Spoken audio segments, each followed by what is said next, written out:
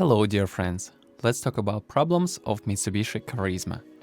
One of the most popular newer Mitsubishi models of the half market is certainly Carisma. We may call it ours for the simple reason that it is a Mitsubishi model specially developed for the European market. Accordingly, it is the origin of mechanical relatives. It was made in the period 1998 to 2004 with one redesign. At the Net Car Factory, under a joint venture system with Volvo, the factory itself was built in the early 1996. What was purchased by Mitsubishi from the Dutch government and shared in X-Nam X with Volvo in the ratio of 50 to 50%. We can also add that only gasoline engines were Japanese, while diesels came from Renault. Then you would surely ask yourself, what kind of Japanese model, when built in Europe, is made up of European parts and whose half of the engine range is of European region?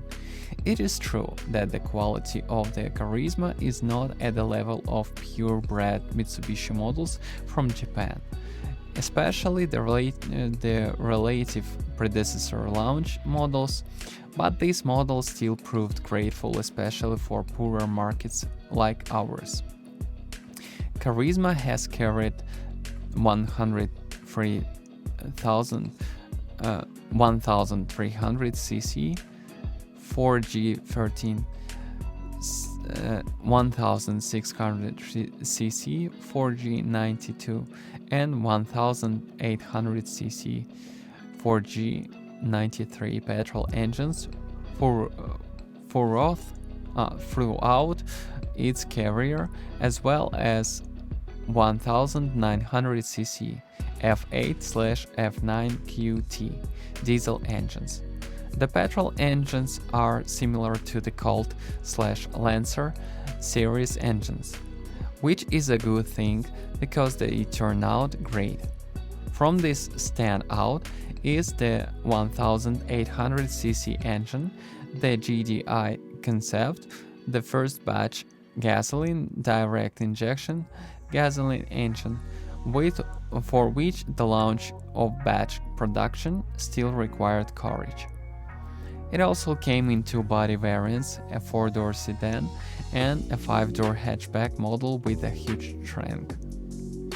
The smallest engine on offer at 1300 cc is extremely rare, so we won't even mention it.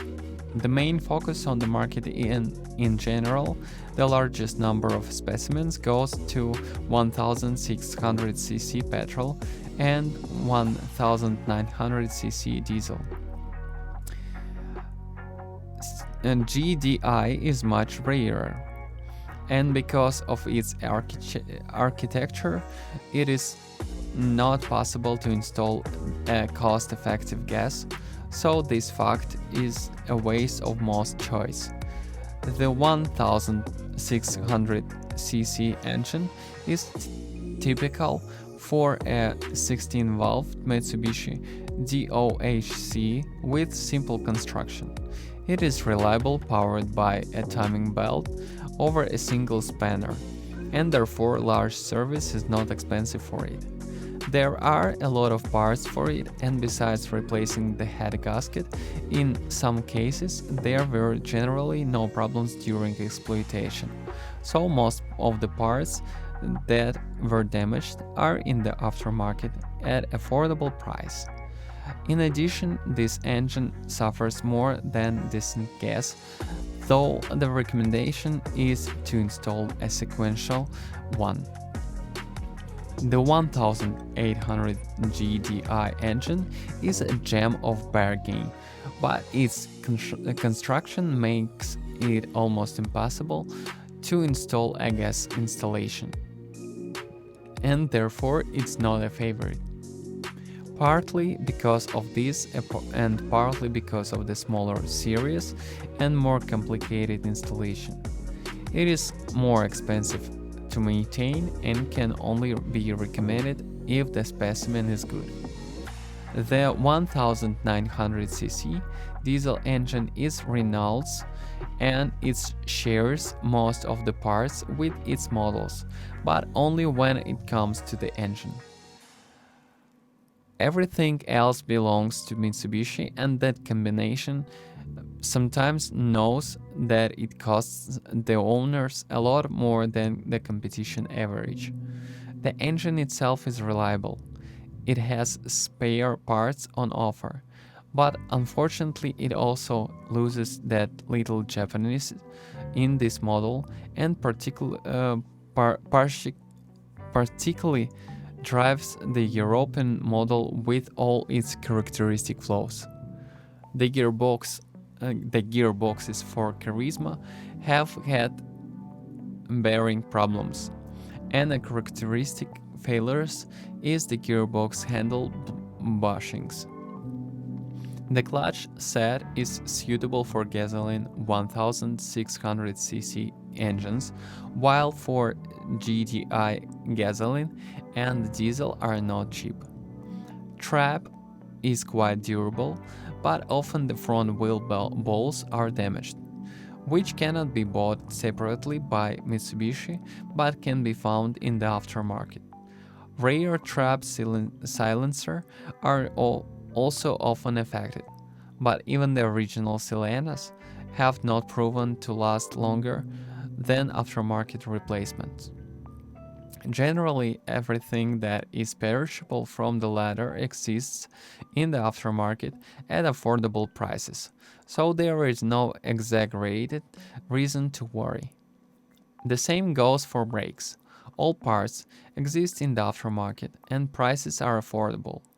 Electronics can be tricky, especially the throttle sensor on GDI's engines or the flow meter on 1600 gasoline, which can be a very expensive repair. In general, since this is a European model that has parts from European manufacturers, Bosch, Siemens, etc., it is not as reliable as the Denso or Hitachi components, unfortunately. The painful point of all Carisma is the transmit and lights groups. Almost none of the parts exist in the copy, and since it belongs to a relatively small series of vehicles, the prices of the parts in original are very high. Fortunately, Carisma's waste offer is solid, so such items are generally bridged by used parts. My recommendation would be a 1600cc gasoline with gas built in, proven Japanese engine, large range of models to carry it. Simply concept, gas-powered device. Large boot, good performance, great interior space, affordable parts prices, with almost the best price/quality ratio, make the Carisma gasoline a great deal for families who need a single car for all purposes. Don't forget to subscribe my channel, and if you're the owner of this car, then share your experience. It will help others to choose a car. Goodbye.